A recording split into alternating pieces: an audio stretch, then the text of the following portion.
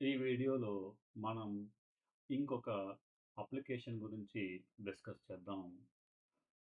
ఇప్పుడు నేను ఈ యొక్క ఇన్పుట్ లెవెల్ ట్రాన్స్మిటర్ ఉంది కదా! న్యూమాటిక్ లెవెల్ ట్రాన్స్మిటర్, అదే విధంగా న్యూమాటిక్ కంట్రోలర్, ఈ రెండాటిల్ని నేను అనలాగ్ సిస్టమ్స్‌తో రీప్లేస్ చేద్దాం అనుకుంటున్నాను.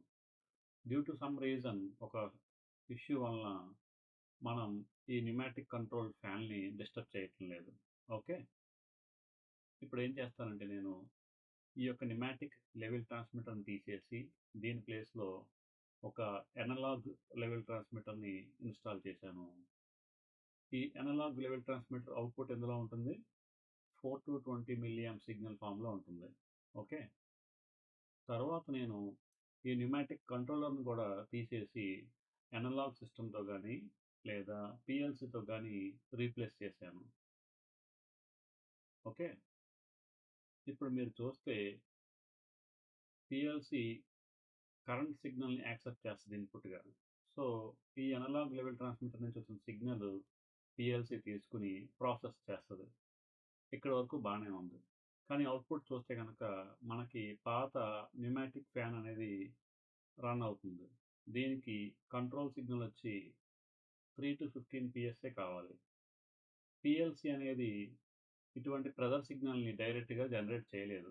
ఓన్లీ ఎలక్ట్రికల్ సిగ్నల్స్‌ని మాత్రమే ఇవ్వగలదు.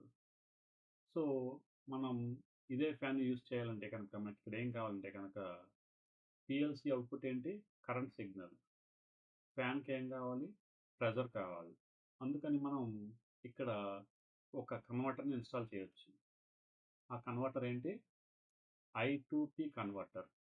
Current to pressure converter. PLC నుంచి వచ్చే అవుట్‌పుట్ ఉంది కదా! Current signal. అది ఈ కన్వర్టర్‌కి ఇన్‌పుట్. కరెంట్ అనేది ఇన్‌పుట్. అవుట్‌పుట్ ఏంటి? ప్రెజర్. 4-20 మిల్లీ యాంప్ సిగ్నల్‌ని 3-15 పిఎస్ఐగా కన్వర్ట్ చేసి అవుట్‌పుట్ ఎలిమెంట్‌కి పంపిస్తుందన్నమాట. ఈ విధంగా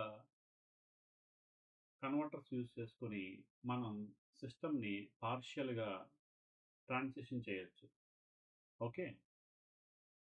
మీరు గుర్తుంచుకోండి, ఎప్పుడైతే 4-20 మిల్లీ యాంప్ సిగ్నల్స్ లేదంటే అనలాగ్ సిస్టమ్స్ మనం ట్రాన్సిషన్ చేస్తున్నామో ఒక ప్లాంట్‌లో డైరెక్ట్‌గా గానీ, ఇండైరెక్ట్‌గా గానీ అది ముందుగా ఉన్న సిస్టమ్స్ ఏంటి?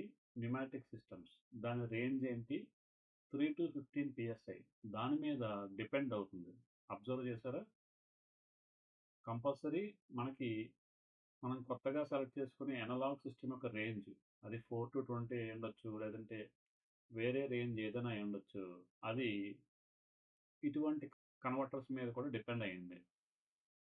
అందుకని మన డిజైన్‌లో 3-15 పిఎస్ఐ అని కూడా ఇంపాక్ట్ ఉంటుంది.